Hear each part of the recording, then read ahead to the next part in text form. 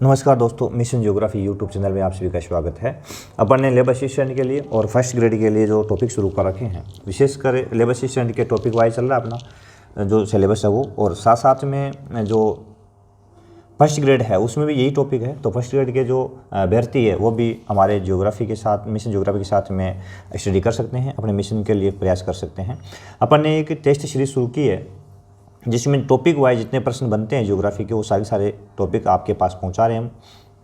तो आप ज़रूर जुड़ें हमारे मिशन ज्योग्राफी के साथ में, हमारे चैनल को लाइक शेयर सब्सक्राइब जरूर कर लें, बेल आइकन दबा लें और हमारे टेस्ट सीरीज में शामिल जरूर हो, ताकि आपको ये जो प्रश्न उत्तर है पूरा का पूरा जो चैप्टर है थ्योरिकली पढ़ने के बाद में आप यदि इस प्रश्न उत्तर सीरीज में आओगे तो इजीली आपका जो कंसेप्ट है वो पूर्ण रूप से क्लियर हो जाएगा। ठीक है, तो इसमें कोई इशू नहीं है, आप ज़रूर हमारे साथ में पढ़ें। पहला शुरू करते हैं आज के इस टॉपिक प्रश्न उत्तर सीरीज का। पहला टॉपिक जो है भूगोल के एक विषय के रूप में, उसका पहला प्रश्न। ठीक है, तो उसमें अपन देखते हैं पहला प्रश्न है, भूगोल शब्द सर्वप्रथम प्रयोग किसने किया था? तो इसका सही आंसर है इरेटास्तेनीज ने। ठीक है ना, इरेटास्तेनीज ने इस शब्द को सबसे पहले काम में लिया था और वो ही भूगोल को एक शब्द के रूप में पहचान देने वाले विद्वान थे। ठीक है ना, तो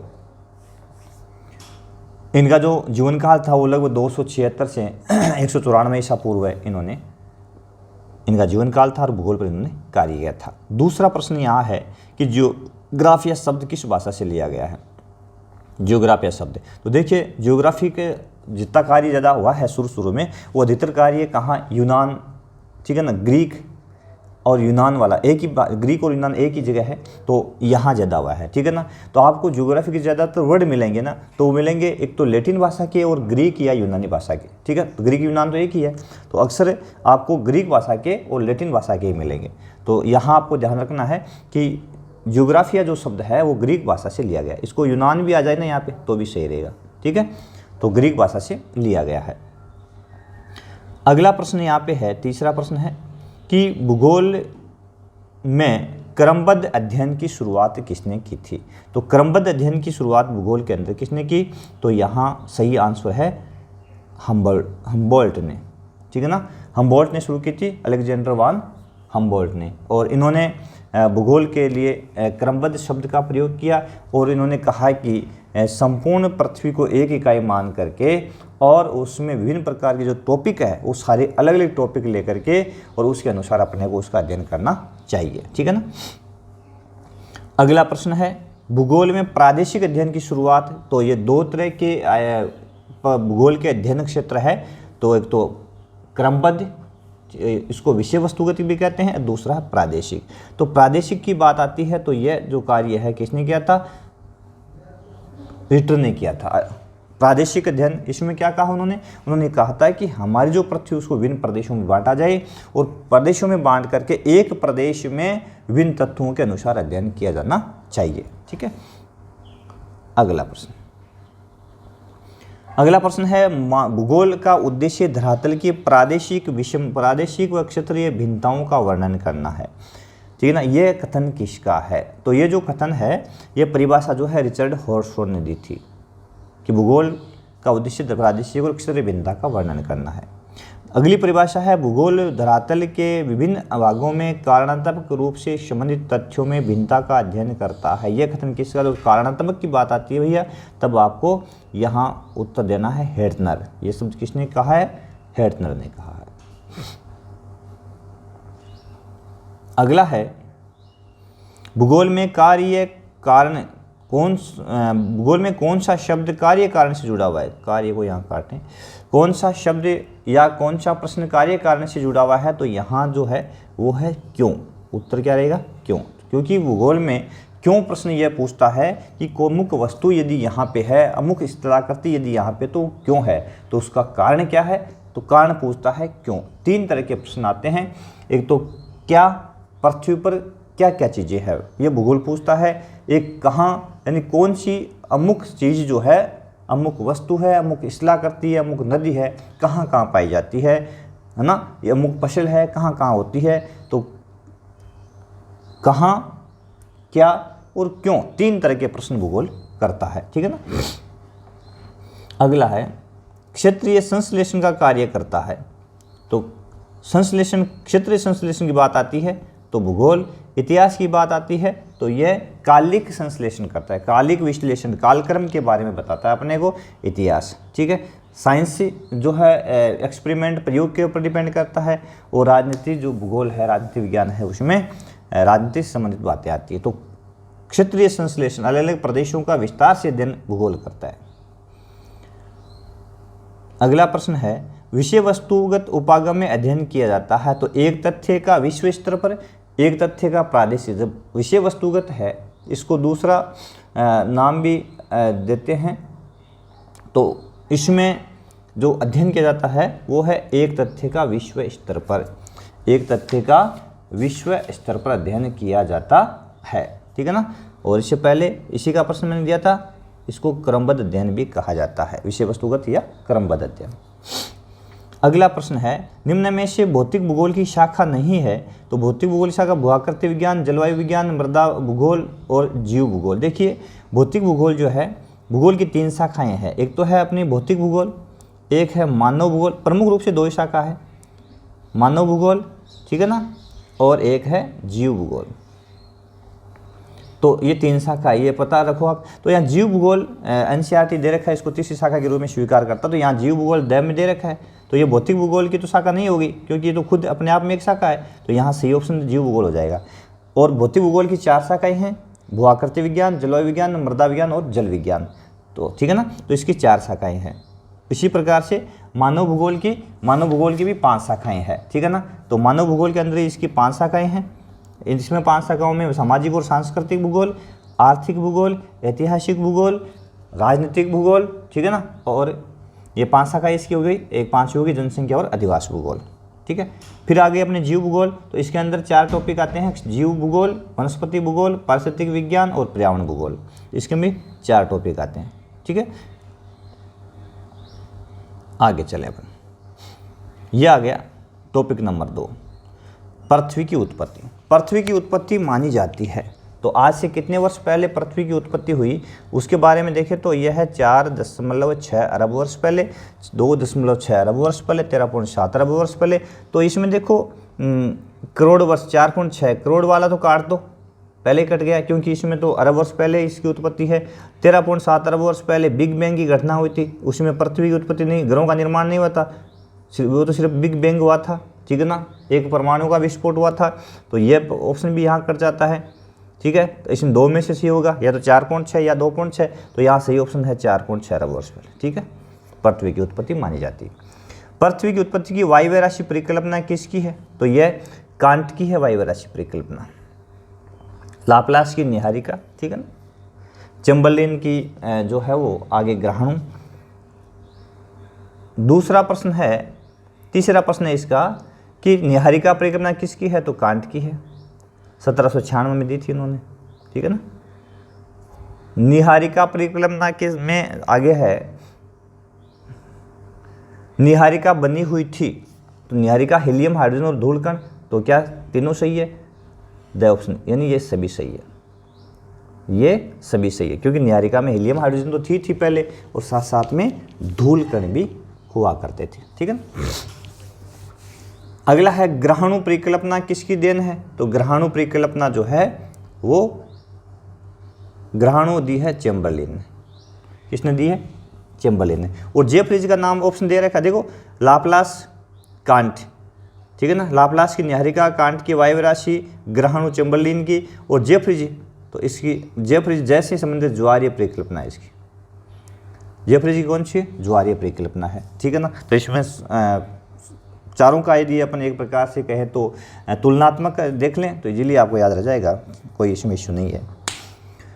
पृथ्वी की उत्पत्ति का बिग बैंग सिद्धांत किसने कब दिया? तो बिग बैंग सिद्धांत का 1920 में एडविन हबल ने, वेगनर ने 1912 में, तो सही ऑप्शन यही रह जाएगा इसमें। लाप्लास ने तो पहले निहारिका दी थी 1796 में अंदर, तो ये बिग बैंग सिद्धांत किसका? आधुनिक सिद्धांत है, एडविन हबल का। कब दिया? 1920 में। तो ए ऑप्शन सही रहेगा।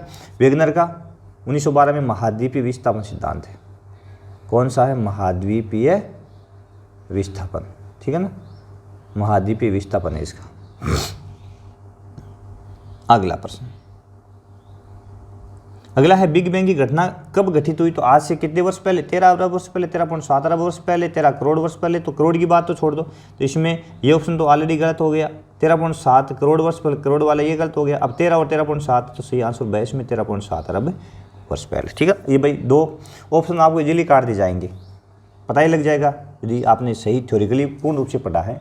कई बच्चे कह रहे सिर्फ आप प्रश्नोत्तर सीरीज चलाइए, थ्योरिकली मत बताइए, थ्योरी में कोई फ़ायदा नहीं है। भैया थ्योरी में ही फ़ायदा है, ठीक है ना। यदि आपके पास में थ्योरी नहीं रहेगी तो ऑप्शन आप पे भूलते आपको देर नहीं लगेगी, कोई मतलब नहीं रह जाएगा ऑप्शनों का। वस्तुनिष्ठ प्रश्नोत्तर तभी आप क्लियर कर पाओगे जब तक आपको थ्योरी क्लियर आ जाती है। इसीलिए समय लगाएं, थोड़ा स्पीडली पढ़ लें, वीडियो को थोड़ा फास्ट देखें, लेकिन देखें जरूर। अगला प्रश्न, बिग बैंग के तहत पहले परमाणु का निर्माण हुआ, तो इस बिग बैंग की घटना से पहले आरंभिक 3 मिनट में, ए ऑप्शन सही है। पहला ए, देखो बिग बैंग के 1 सेकंड के अल्पांश में विस्तार हुआ था, आरंभिक 3 मिनट में पहले परमाणु का निर्माण हो गया था, ठीक है ना। और उसके बाद में उसका तापमान पृथ्वी का गिरा था। अगला प्रश्न है, स्थिर अवस्था संकल्पना किसकी है। स्थिर अवस्था हॉयल, होमर, हेरी हेस और हिकल की, तो इसमें हॉयल की। किसकी है स्थिर अवस्था संकल्पना, हॉयल की। और हेरी हेस सागर नितल प्रसरण है इसका सिद्धांत, और हिकल जीव विज्ञानी था। ये कौन था, जीव विज्ञानी। समझ गए। आप तक आपने हमारे मिशन ज्योग्राफी यूट्यूब चैनल को सब्सक्राइब नहीं किया तो प्लीज़ सब्सक्राइब कर लें। हम बिना किसी फीस के, हमारे कोई वो नहीं है, ठीक है ना। हमारा एक ही उद्देश्य है, हमारा भूगोल, हमारा मिशन जो है प्रत्येक बच्चे तक भूगोल पहुंचाए। वो ऐसा है, वो आर्थिक रूप से कमज़ोर, वो हमारे भाई जो हमारी कैटेगरी के थे, कैटेगरी का मतलब हम भी आर्थिक रूप से बहुत ज़्यादा कमज़ोर थे। हमने बड़ी मेहनत और लगन के साथ में बड़ी विकट परिस्थितियों में पढ़ाई करके और ये भूगोल व्याख्याता की जो पोस्ट प्राप्त की है वो बहुत ही मुश्किल लक्ष्य था हमारा। तो हम चाहते हैं हमारे भाई जो हमारी तरह है वो भी अपने मिशन के लिए आगे बढ़े, हम उनका सहयोग कर सकें। तो उसी के लिए हम काम कर रहे हैं। तो प्लीज़ आप हमारे मिशन को भी आगे बढ़ाएं ताकि हमारा मनोबल भी बढ़ता रहे और हम आपका सहयोग यूँ ही करते रहें, ठीक है। तो ये एक प्रकार से कहें तो आपसे रिक्वेस्ट। अगला प्रश्न है, तारों का निर्माण कब हुआ। तो तारों का निर्माण 5 से 6 अरब वर्ष पहले, 4 से 5 अरब वर्ष पहले, 6 से 7 अरब वर्ष पहले, 7 से 8 अरब वर्ष पहले। तो भैया 5 से 6 अरब वर्ष पहले। बिग बैंग के बाद में पहली घटना तारों का निर्माण हुआ था, ठीक है ना। गैसीय झुंड है वो संघनित हो गए और उनमें आपसी घर्षण के कारण ऊर्जा उत्पन्न हुई, ठीक है ना, और वो संघनित होकर के तारों का निर्माण हुआ था। अगला प्रश्न है, प्रकाश वर्ष मात्रक है किसका। तो प्रकाश दूरी, समय, आयतन और ये सभी नहीं, इसमें है दूरी का मात्रक, यानी खगोलीय दूरी, ठीक है ना। खगोलीय दूरी को मापने में काम आता है प्रकाश वर्ष, खगोलीय दूरी मापने में काम आता है। अर्थात एक प्रकाश वर्ष यानी एक वर्ष में सूर्य की किरणें, यानी प्रकाश एक वर्ष में कितनी दूरी तय करता है। प्रकाश एक वर्ष में जितनी दूरी तय करता है उसको प्रकाश वर्ष बोलते हैं भैया। प्रकाश की गति क्या होती है, प्रकाश की गति होती है भैया 3 लाख किलोमीटर, 3 लाख किलोमीटर प्रति सेकंड है। बहुत ज़्यादा स्पीड इसको कह सकते हैं, 3 लाख किलोमीटर प्रति सेकंड की गति होती है इसकी। अब एक वर्ष में कितना वो दूरी तय करता है वो एक प्रकाश वर्ष कहलाता है, ठीक है। अगला प्रश्न है, प्रकाश की गति होती है तो इसमें 3 लाख किलोमीटर प्रति सेकंड, मैंने पहले ही दे दिया ये ऑप्शन। सौरमंडल का जनक माना जाता है, तो सौरमंडल किससे बना है, निहारिका से। भाई तारों निहारिका से तारे बने हैं, थ्योरी अपने पढ़ी है। सूर्य सौरमंडल का प्रमुख भाग है, ठीक है ना, तो निहारिका से, निहारिका से ही ये सारे बने हैं। सही ऑप्शन इसमें ए हो जाएगा।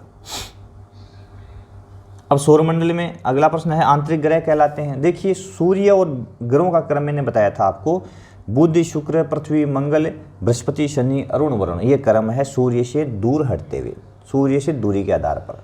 तो जो सूर्य और बाहरी ग्रहों के बीच में 4 ग्रह है उनको आंतरिक ग्रह कहते हैं। दूसरा इनका नाम है पार्थिव ग्रह भी कहा जाता है, इनको पार्थिव ग्रह भी कहते हैं, ठीक है ना।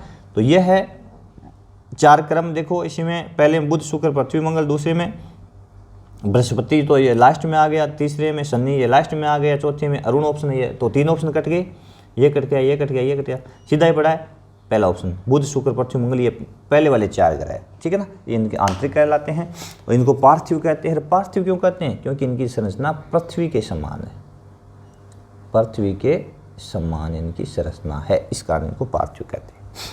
अगला प्रश्न, जोविन ग्रह किसे कहते हैं? तो अंतिम 4 जोविन कहलाते हैं। अंतिम 4 कौन कौन से है? शनि, बृहस्पति, अरुण, वरुण, ठीक है ना। तो पहले तो बुध शुक्र आ गए, तो ये तो आंतरिक आ गए। दूसरे ऑप्शन में बुध शुक्र पृथ्वी शनि, ये भी आंतरिक 3 आ गए इसमें। तीसरे ऑप्शन में शनि, बृहस्पति, अरुण, वरुण, ये चारों बाहरी ग्रह है, तो इनको जोविन कहते हैं। जोविन का अर्थ है बृहस्पति के समान, बृहस्पति के समान, ठीक है। तो ये जोविन कहलाते हैं, जुपिटर से लिया गया जोविन। अगला प्रश्न है द बिग स्प्लिट घटना का संबंध किससे है? पृथ्वी की उत्पत्ति से है, चंद्रमा की उत्पत्ति से है, ग्रहों की उत्पत्ति से, इनमें से कोई नहीं। तो सही आंसर देखो, पृथ्वी की उत्पत्ति के संदर्भ में द बिग बैंग था वो, तो ठीक है ना। तो सही आंसर इसमें चंद्रमा की उत्पत्ति, ठीक है ना। द बिग स्प्लिट चंद्रमा की उत्पत्ति के संदर्भ में है। चंद्रमा की उत्पत्ति हुई आज से कितने वर्ष पहले? तो इस ऑप्शन में 4.44 अरब वर्ष पहले, 4.44 करोड़, तो करोड़ वाला तो कट ही गया, लाख वाला कट गया, तो कौन सा बचा? अरब वर्ष पहले की घटना है सारी की सारी ये। तो यदि करोड़ अरब, इसमें यहाँ तो सस्पेंस दूर कर दिया मैंने, 4.44 अरब वर्ष पहले की घटना मानी जाती है। पृथ्वी का आरंभिक वायुमंडल बना हुआ था किन गैसों का? तो इसमें आरंभिक वायुमंडल में कौन कौन सी गैसें थी भाई? इसमें एक दे रखा है हीलियम, हाइड्रोजन, अ दोनों, तो इसमें से ऑप्शन सही हो जाएगा अ दोनों, ठीक है ना।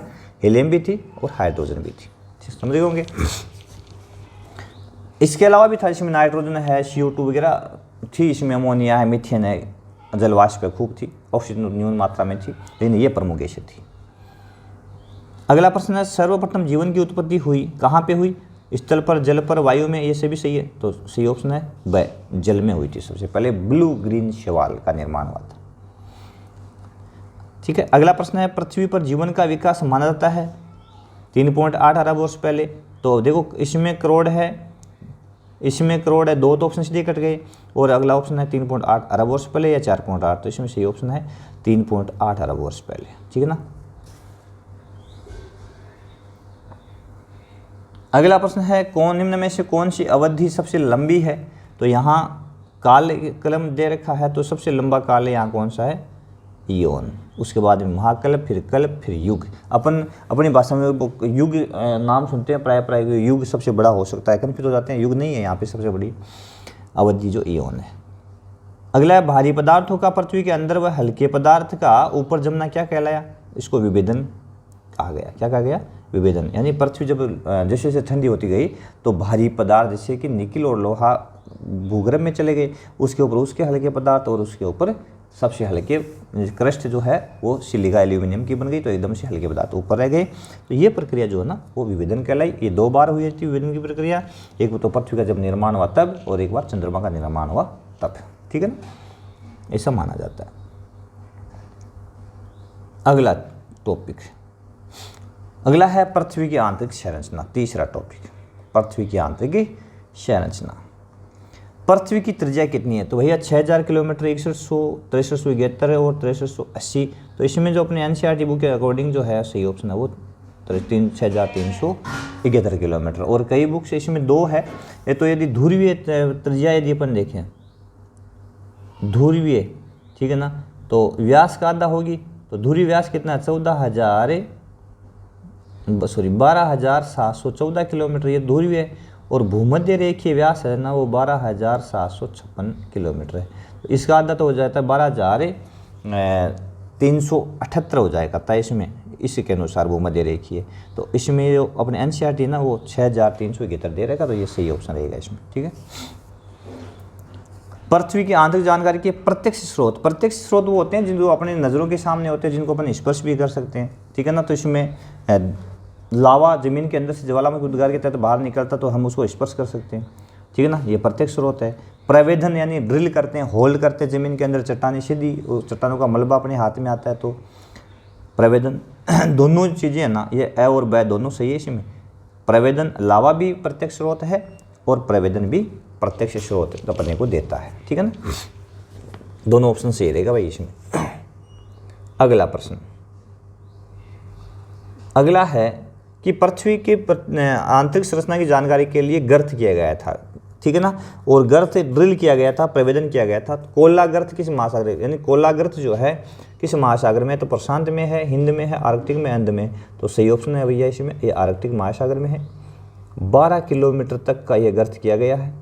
पहले से गर्त था और उसमें 12 किलोमीटर ड्रिल कर दिया गया। अर्थात हमें पृथ्वी की आंतरिक संरचना की जानकारी कहाँ तक है, 12 किलोमीटर तक की हुई है अब तक, यहाँ तक पहुँचे अपने।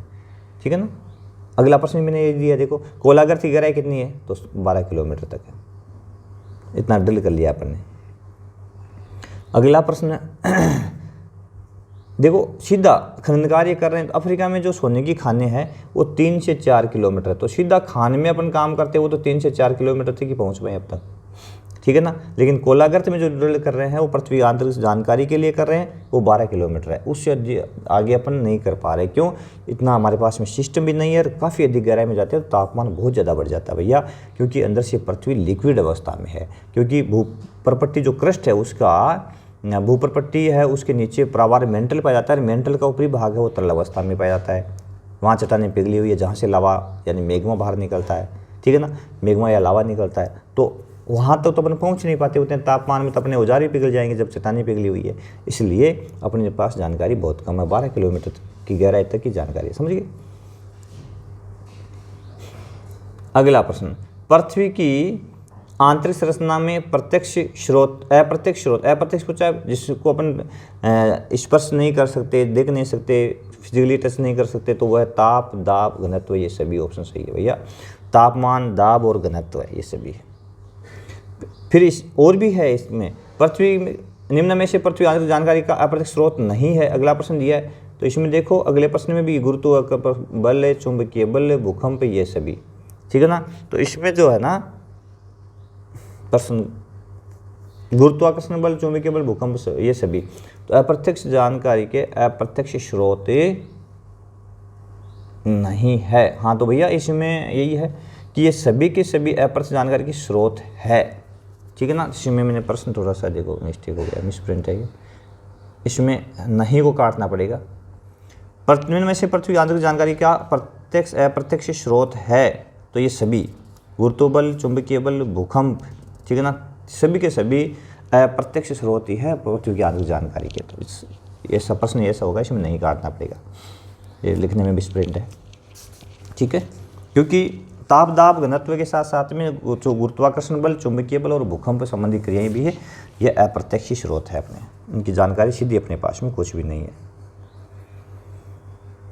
अगला प्रश्न है, गुरुत्वाकर्षण बल होता है ध्रुवों पर अधिक, भूमध्य रेखा पर कम, अ व दोनों और कोई नहीं। तो इसमें ध्रुवों पर ज़्यादा लगता है गुरुत्व बल और भूमध्य रेखा पर कम लगता है, तो इसमें अ और ब दोनों सही है। ठीक है ना, क्यों लगता है, क्योंकि ध्रुव पर मैंने अभी बताया था कि ध्रुवीय व्यास जो है ना पृथ्वी का वो 12,714 किलोमीटर है और भूमध्य रेखीय व्यास जो है 12,756 किलोमीटर है।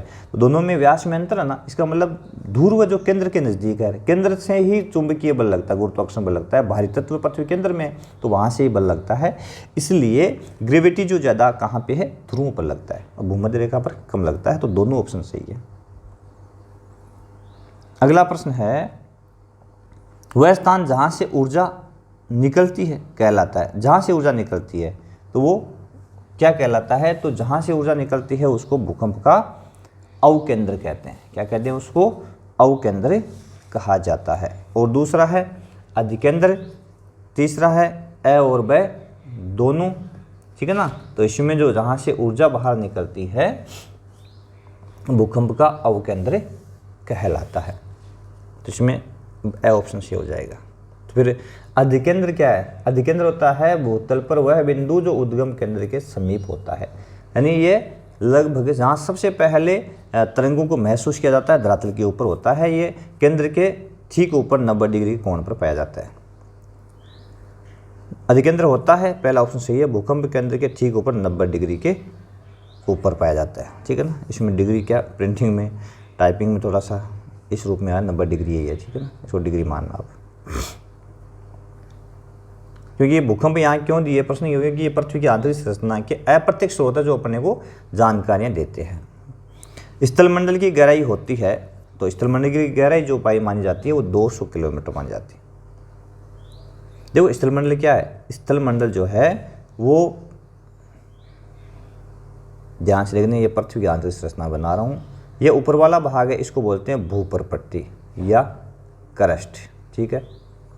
उसके नीचे वाला भाग जो है यानी ये भूपरपट्टी 100 किलोमीटर तक है, उसके बाद में 2900 किलोमीटर तक है, इसको बोलते हैं भैया प्रावार या मेंटल भी बोलते हैं, प्रावार या मेंटल, ठीक है। उसके बाद में अगला है 5100 किलोमीटर तक, ये इसको बोलते हैं बाह्य करोड़, ठीक है ना, बाह्य करोड़। और फिर है 6371 अपने एनसीईआरटी के अनुसार, तो ये केंद्र तक हो गया ना, इसको बोलते हैं आंतरिक करोड़, आंतरिक करोड़, ठीक है। ये संरचना है। अब इसमें हमारा जो स्थलमंडल है वो भूपरपट जो मेंटल है, मेंटल का तो ऊपरी भाग और भूपरपट्टी को मिला करके बनता, तो इसको स्थलमंडल बोलते हैं। मेंटल का ऊपरी भाग और भूपरपट्टी दोनों को मिलाते हैं तो इसकी 200 किलोमीटर मोटाई मानी गई है, इसको क्या बोलते हैं, स्थलमंडल बोलते हैं। समझ गए? चलो जी, अगला प्रश्न, भूकंपीय तरंगों के प्रमुख प्रकार है। तो भूकंपीय तरंगों के प्रमुख प्रकार है भूगर्भिक, धरातलीय, ये दोनों, तो इसमें से ऑप्शन सही है। दो प्रकार की होती है प्रमुख रूप से, भूगर्भिक और धरातलीय। धरातलीय को एल कहते हैं और भूगर्भिक दो प्रकार, पुनः दो प्रकार की होती है भूगर्भिक, प्राथमिक तरंग पी और सेकेंडरी तरंग एच, ठीक है ना। अगला प्रश्न, सबसे अधिक विनाशकारी तरंग कौन सी है। तो इसमें सबसे अधिक विनाशकारी कौन सी है, एल तरंग, यह सबसे, क्योंकि सबसे अंत में पहुंचती है, धरातल के ऊपर पहुंच कंपन पैदा करती है और धरातल को उबड़ खाबड़ कर देती है, सबसे अधिक विनाशकारी एल तरंग है, ठीक है ना।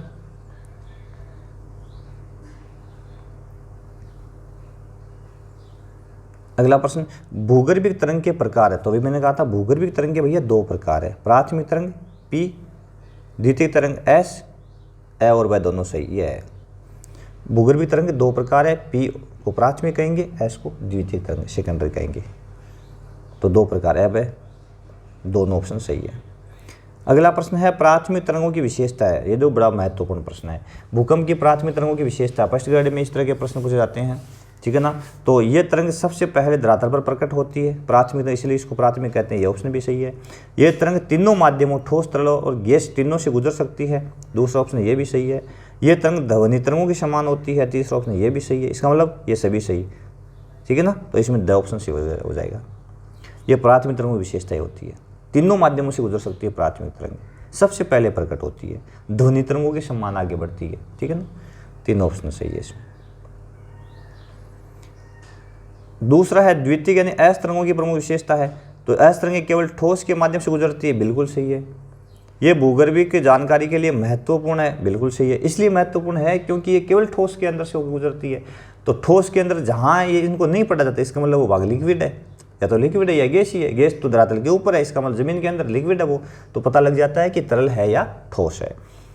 इनका क्षेत्र बड़ा होता है, सही है, इसका क्षेत्र काफ़ी बड़ा, 105 डिग्री से 105 डिग्री तक एस तरंग को नहीं पढ़ा जाता। क्षेत्र वह होता है जहाँ किसी तरंग को पढ़ा नहीं जाता, ठीक है ना। जैसे यहाँ यदि बात करेंगे अपन, तो ये वाला जो भाग है इसमें 105 से 105 डिग्री, ठीक है ना। तो यहाँ ये तरंग नहीं, इतनी दूर पर ये तरंग नहीं पड़ी जाती है, यहाँ नहीं पहुँचती, इसका मतलब इसका क्षेत्र बड़ा है। तो इसमें सभी ऑप्शन सही है, उत्तर क्या हो जाएगा, सभी ऑप्शन सही। निम्न में से सही कथन है प्राथमिक तरंग से कंपन तरंगों की दिशा के समानांतर होता है, बिल्कुल सही है। प्राथमिक तरंग में तरंग जिस हो जाती है उसके समानांतर, उसके साथ साथ भी कंपन होता है, पहला सही।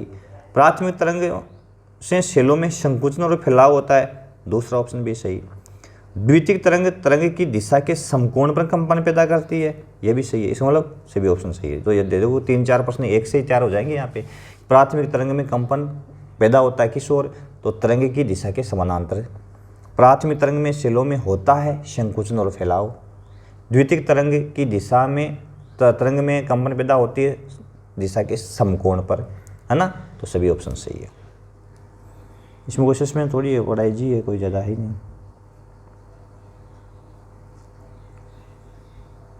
पी तरंगों का क्षेत्र होता है, अभी बताया था मैंने एस का, तो पी का जो है ना, पी तरंगे यहाँ से यदि ये चलती है तो ये देखो, अब जहाँ ये पहुँच रही है तरंगे वहाँ तो इसका मतलब ये पड़ी जा रही है, तो ये देखो 105 से 145, ठीक है ना, 105 से 145, 100 दोनों साइड में 105 से 145, पृथ्वी पर 105 से 145 डिग्री के भाग में पी तरंगे नहीं पड़ी जाती। इसका मतलब ये इसका क्या है, छह अक्षर समझ गए। जहाँ तरंग को नहीं पढ़ा जाता, यानी तरंगे जहाँ नहीं पहुँचती है पृथ्वी का वह भाग, उसका छह अक्षर कहलाता है। ठीक है, तो इसमें सही ऑप्शन कौन सा हो गया भाई, 105 से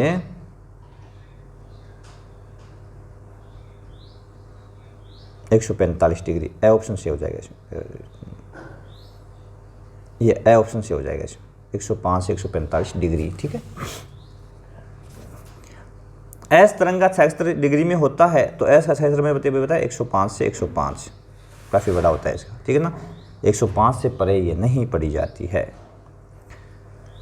भूकंप को मापने का यंत्र है भैया, भूकंप मापने का सिस्मोग्राफ, हिड्रोग्राफ, बैरोमीटर, तो इसमें सिस्मोग्राफ, ठीक है ना, ये हिड्रोग्राफ और बैरोमीटर ये वायु दाब के लिए है, मौसम के है ये।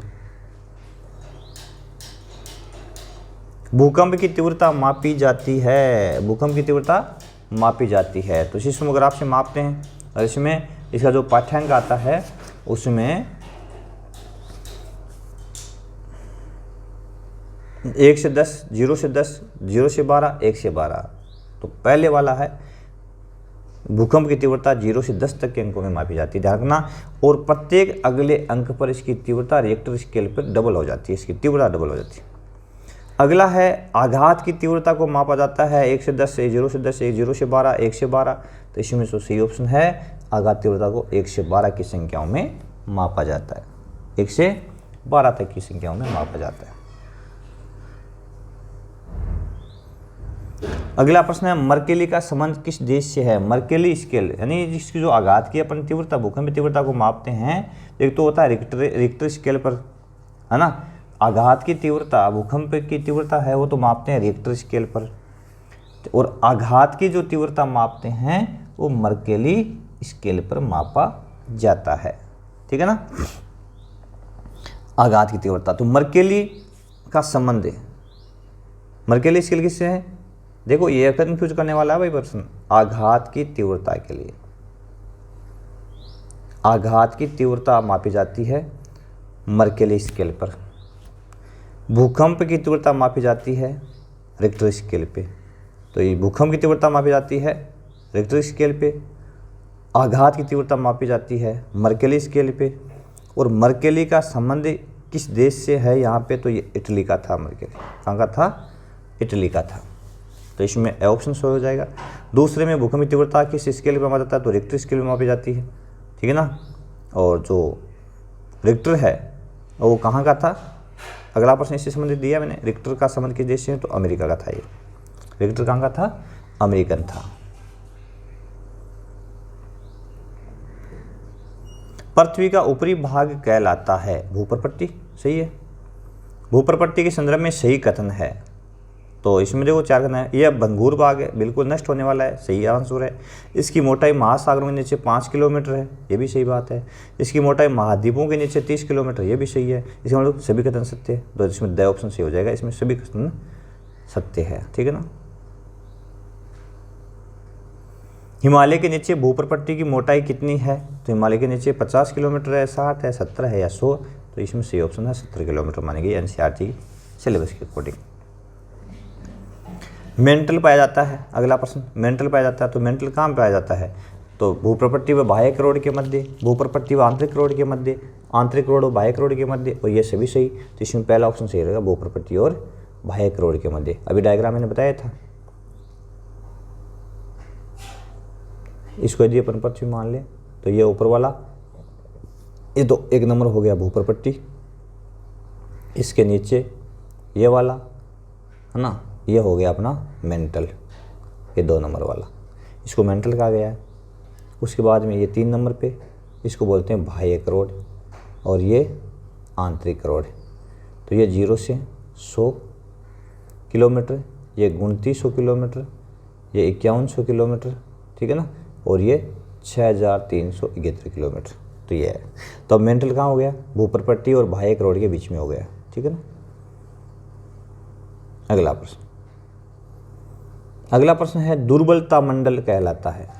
तो दुर्बलता मंडल मेंटल का ऊपरी भाग, मेंटल का निचला भाग, करोड़ का ऊपरी भाग, ये सभी सही। तो इसमें मेंटल का ऊपरी भाग दुर्बलता मंडल अस्थिनो कहलाता है, ठीक है। स्थल मंडल, और ये मेंटल का ऊपरी भाग दुर्बलता मंडल यहीं से लावा बाहर निकलता है, ठीक है ना, ये मैग्मा भंडार कहलाता है। अगला प्रश्न है स्थल मंडल कहलाता है। भूप्रपट्टी और बाह्य करोड़, भूप्रपट्टी और ऊपरी प्रावार, आंतरिक करोड़ और बाह्य करोड़, ये सभी। तो इसमें सभी तो हो नहीं सकता, क्योंकि ये बाह्य करोड़ भाग है, स्थल मंडल की बात आती है तो यही भाग है स्थल मंडल। भूप्रपट्टी यानी ऊपरी भाग प्लस ऊपरी मेंटल, मेंटल का ऊपरी भाग, लगभग इसकी मोटाई 200 किलोमीटर होती है। स्थल मंडल की मोटाई कितनी मानी गई है? 200 किलोमीटर, ठीक है ना। तो ये वाला भाग, ये भूप्रपट्टी, ये मेंटल, मेंटल का ऊपरी भाग यानी यहाँ से लेकर ये 200 तक, ये वाला भाग। अगला प्रश्न है करोड़ किन तत्वों से बना हुआ? पृथ्वी की आंतरिक संरचना के अंदर करोड़ किन तत्वों से बना हुआ है? तो इसमें निकिल लो है, nickel silica, silica aluminium, silica magnesium. तो सही आंसर क्या है? निकिल और लोहे से बना हुआ है। देखो स्वेस के अनुसार पृथ्वी की आंतरिक संरचना में ये परतें हैं, ठीक है। अब ऊपरी भाग जो है इसको बोल दिया भूप्रपट्टी, ठीक है ना। तो उसके बाद में उसके नीचे की जो परत है उसको बोल दिया सियाल। सियाल जो है वो सिलिका प्लस एल्यूमिनियम की बनी हुई है। उसके नीचे की भाग है सियाल के बाद में, इसको बोल दिया गया सीमा। ये सिलिका प्लस मैग्नीशियम की बनी हुई, ठीक है। और अंत में जो गहराई में है उसको बोल दिया गया निफे, ये निकिल प्लस फेरियम, ठीक है ना। तो ये निकिल फेरियम लोहे और फेरियम या लोहे से निकिल और फेरियम की बनी हुई भारी तत्व है। तो ये निफे। यहाँ पे सीमा को, ये जो सीमा है ना, इसको तरल बताया गया है। और स्वेस ने कहा कि सीमा पर सियाल जो है वो ठोस है, वो तैर रही है। सिलिका और एल्यूमिनियम के ना ये इसके ऊपर तैर रही है, ठीक है। अगला प्रश्न,